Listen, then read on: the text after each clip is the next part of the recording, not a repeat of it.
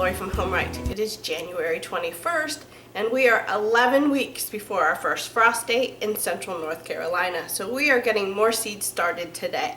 So let me take you along so you can see what kind of seeds we got started this week.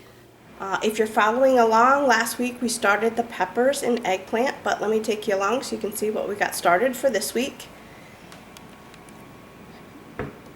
In the first tray here that is a 10-cell tray is my ground cherries. Ground cherries take a very long time to germinate, sometimes up to 25 to 30 days. So I have my Cossack pineapple and my Aunt Molly ground cherries in here. Got to get those started. Then I have a couple of herbs also in a 10-cell tray. This is my cilantro and some parsley. Then in these trays right here, these are only 6-cell trays. I'm going to get some green leafy lettuces going. This is a red lettuce. It came from like some kind of salad mix and I don't know exactly what it was, so I'm just calling it my red lettuce. And I have some spinach to start, a little bit of Buttercrunch, Parris Island Cos, a little bit of Savanna Mustard. This is new for me. I haven't tried these before, but I'm kind of excited about trying something totally new here. And the last one is my black seeded Simpson. So I'm going to go ahead and get my dirt all set into these trays so I can start my seeds.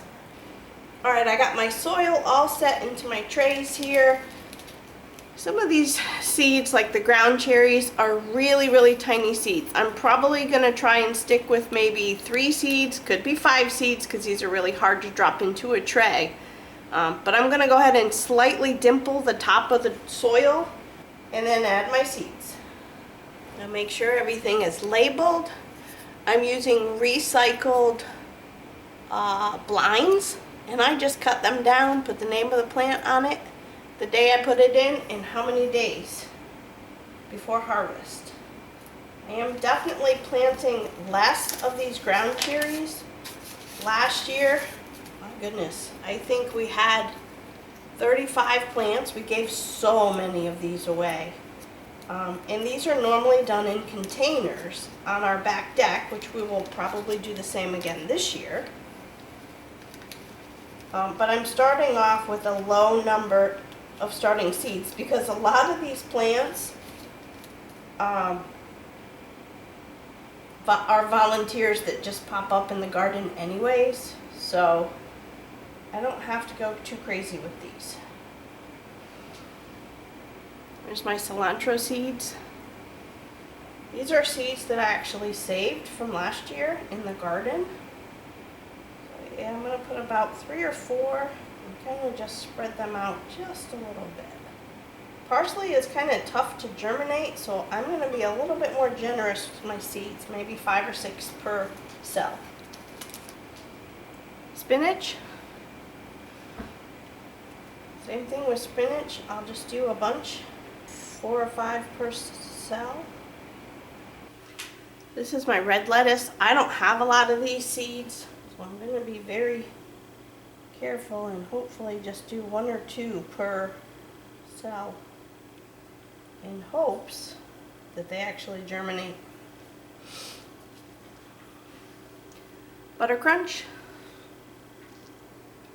Tried to do 2 or 3, but I know I got a lot in that one, but that's okay.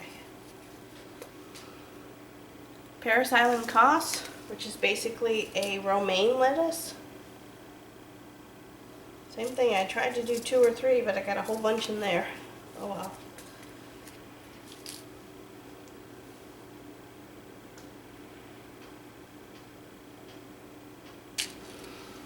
And the last one is my Savanna Mustards. Haven't grown these before, so I'm just going to start off with like, I don't know, 3 or 4 in each cell.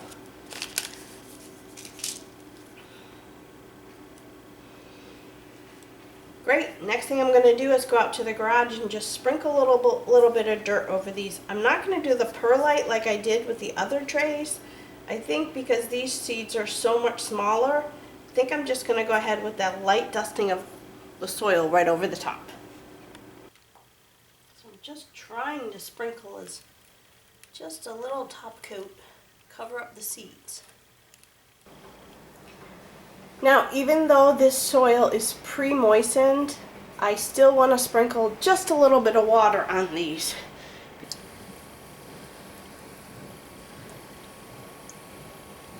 Alright, so I put the seeds underneath my grow lights. They don't really need the grow lights, but I am going to go ahead and start these off with a humidity dome.